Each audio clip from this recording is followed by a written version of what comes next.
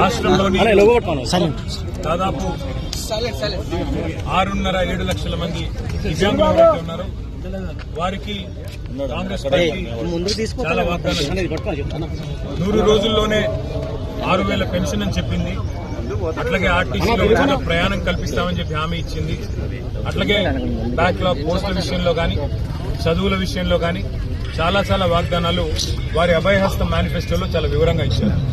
అవన్నీ కూడా ఇవాళ మా సోదరుల దగ్గర చాలా వివరంగా వారి ఫోన్లలో వారి మనసుల్లో ముద్రించుకొని పోయి ఇవాళ నిజానికి శారీరకంగా తెల్లారి లేస్తే అవస్థలు పడే దివ్యాంగులు వారు కోరుతున్నది ప్రత్యేకంగా కొత్తగా ఏమీ లేదు. కాంగ్రెస్ ఇచ్చిన హామీలు నిలబెట్టుకోవాలని, కాంగ్రెస్ పార్టీగా ఇచ్చిన హామీలు వెంటనే అమలు చేయాలని వారి వాళ్ళ అసెంబ్లీలోకి నిజానికి రావాలని ప్రయత్నం చేశారు. నేను అడిగాను, అసెంబ్లీలో లోపలికి రానియండి, మా లెజిస్లేచర్ పార్టీ ఆఫీసులో కలుద్దాము, వారు బయట రోడ్ల మీద కలవడం కరెక్ట్ కాదు.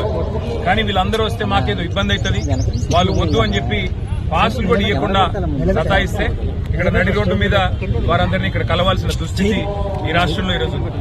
దివ్యాంగుల గురించి ఆనాడు కల్లబొల్లి కబుర్లు చెప్పి ఓట్లు పొంది ఇవాళ గద్దెనెక్కిన కాంగ్రెస్ పార్టీని మేము ఈ బడ్జెట్ సెషన్లో శాసనసభలో కూడా నిలదీస్తాము, అడుగుతాం. 6,000 పెన్షన్ ఎందుకు ఇంకా ఇవ్వట్లేదు? పక్క రాష్ట్రంలో 6,000 పెన్షన్ ఇస్తున్నారు. మరి మీరు గద్దెనెక్కిన 3వ బడ్జెట్ ఇది, అంటే 60% సమయం అయిపోయిన తర్వాత కూడా ఎందుకు ఇంకా డబ్బులు కేటాయించట్లేదు? నిలదీస్తాము. దాంతో పాటు దివ్యాంగుల గతంలో మేము డబుల్ బెడ్రూమ్ ఇల్లు ఇచ్చి ఆదుకునే ప్రయత్నం చేశాము. ప్రతి దానిలో కోటా పెట్టి వారిని ఆదుకునే ప్రయత్నం చేశాము. భవిష్యత్తులో ఇంకా ఎక్కువ చేస్తాము.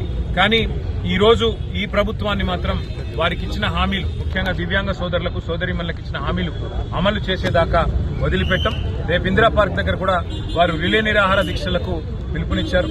దానికి కూడా మా మద్దతు ఉంటుంది. మా పార్టీ నాయకులు కూడా హాజరవుతాం.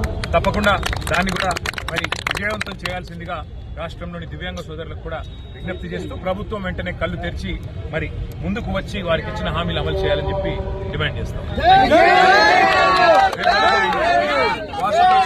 వాసు టచ్ లో ఉంటాడు.